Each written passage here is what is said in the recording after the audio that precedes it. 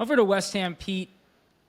All West Ham fans want to know, will Julian Lopetegui be sacked by tomorrow night? Is it time? Well, it was looking Look, can likely I that he just would. interject there for a minute, by the way, because I was at the Leicester West Ham game on Tuesday night, and West Ham got beat 3-1. It was the biggest 3-1 that opposite reversal. West Ham dominated that game. They played really well. They just didn't have a cutting edge. Beat Newcastle 2 games before. Granted, they got trounced by Arsenal. Performances over the course of a season on a balance have been poor, but actually that was the biggest 3-1 defeat stroke win that I've ever seen. West Ham were the better team. I'll stick my opinion in before Pete goes. I think he beats Wolves and gives himself a stay of execution. Yeah, it looks like he might have a stay of execution. A lot of people were expecting him to lose his job after that Leicester defeat. As Paul says, he was there at the King Power. West Ham, I think, had 31 shots in the game. Leicester obviously caught them on the break and got their 3 goals and got the win, which was great for them. But yeah, obviously we know West Ham fans are not happy with how things are going under Lopetegui, and there's even been talk of a bust up with Tadibo as well. So when you get that type of stuff coming out, the writing does seem to be on the wall.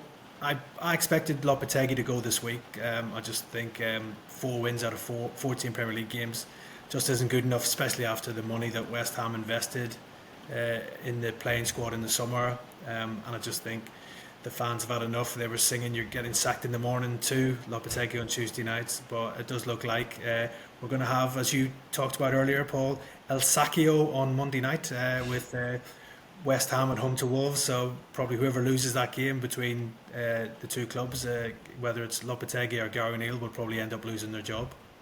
We joke, but it's a massive game, isn't it? You know, Yeah, oh, massive. We call the game the El Sacchio, but actually for where the two clubs are at, Wolves, I mean, the defeat at Everton 4-0, I don't think anybody saw that coming.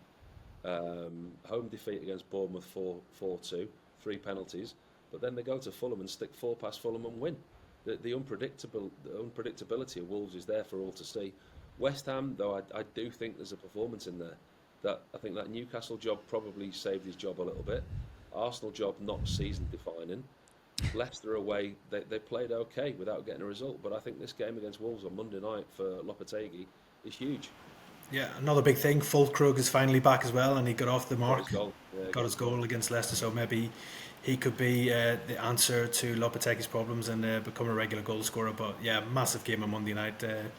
Wouldn't like to be the losing manager in that one because they're probably picking up their P45 after it.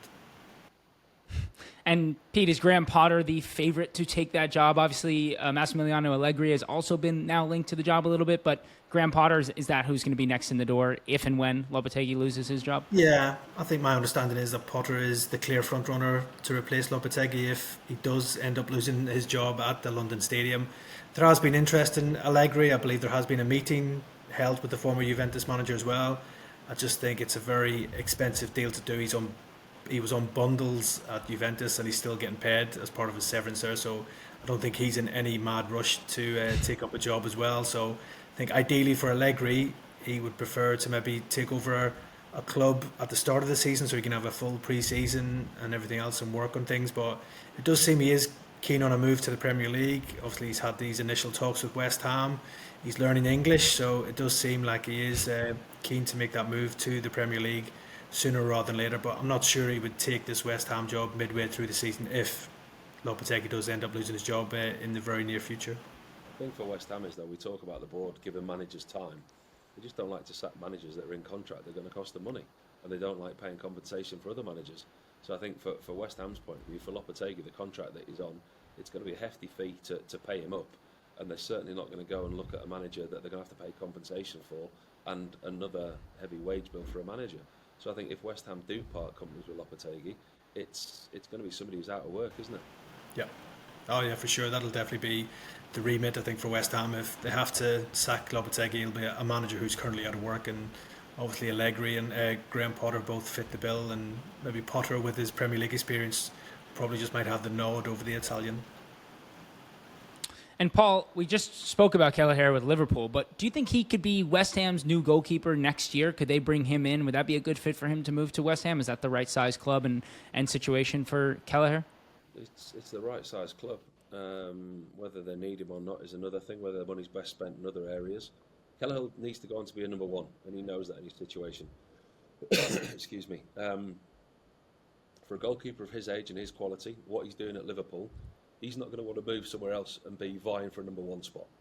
If he's going to go to a West Ham, I saw links with him to Tottenham today because of the links with Vicario. That's kite flying journalism. That's not going to happen. Tottenham are not going to pay the money that it would take for Kelleher to get out of Liverpool.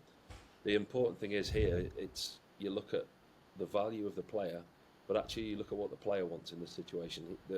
For once in a long time, the player is holding the cards here. He can dictate his move. He's at the club who are winning at the moment. They're winning the Premier League. They're winning the Champions League. So to be a top two goalkeeper at either of those two clubs, we always say this, but you look at the end of the season, he's going to play 25, 30 games at least. Like I say, he's already started 8 in the Premier League and 3 in the Champions League. So as a number 2 goalkeeper, you're going to get your opportunity. At the bigger clubs who play in a lot of competitions, he will get his opportunity. If he is to move sideways or down, he needs to go to a club where he is going to be the Alisson of the club that he goes to. Whether that be West Ham or not, listen, we're talking about the manager's future, and then we're talking about players they're bringing in. I don't think you can do the same. You can't do it in the same breath, because we know that the football director, the sporting directors there at West Ham, we know that Lopetegui might not have signed all the players that he's got at his disposal. I think that's another thing that gets brushed over quite a little bit. Lopetegui, he's dealing with players. Nobody's ever asked him, did he want those players, or has he been, party to signing those players? I think that's another conversation, because I'm not so sure that he has. But actually, we're talking about linking Keller, a top goalkeeper, to a club that we're linking other managers to. Depends who goes in charge of West Ham. But if a club like West Ham wanted Kelleher and he was going to be their number 1, yeah, that's the type of move he takes.